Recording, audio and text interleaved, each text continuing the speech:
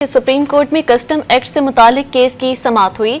Justice Mansoor Ali Shah ने दौरान case remarks दिए कि ये मामला आइन की तशरीह है और मौजूदा आइनी इंतजाम के तहत इस बेंच को ये इख्तियार हासिल नहीं, लेकिन ये सवाल है कि क्या हमसे दायरा इख्तियार वापस लिया जा सकता है।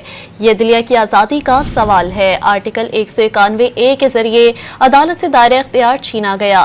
सुप्रीम कोर्ट में कस्टम एक्ट की समाअत जारी थी, जिसमें उन्होंने ये रिमार्क्स दिए कि जस्टिस मंसूर अली शाह ने ये रिमार्क्स दिए हैं कि जस्टिस आयशा मलिक और जस्टिस इरफान सादत खान भी बेंच का हिस्सा रहे।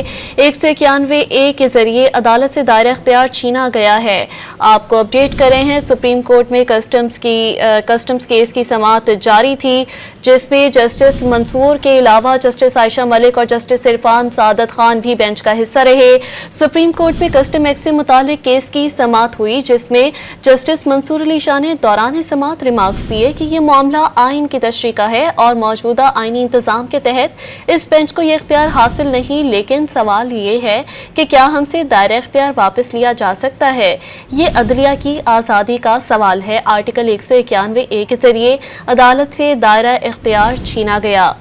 आपको अपडेट कर रहे हैं, सुप्रीम कोर्ट में कस्टम्स एक्ट से मुतालिक केस की समाअत हुई। जस्टिस मंसूर अली शाह ने दौरान समाअत रिमार्क्स दिए कि ये मामला आइन की तशरीह का है और मौजूदा आइनी इंतजाम के तहत इस बेंच को ये इख्तियार हासिल नहीं, लेकिन सवाल ये है कि क्या हमसे दायरा इख्तियार वापस लिया जा सकता है।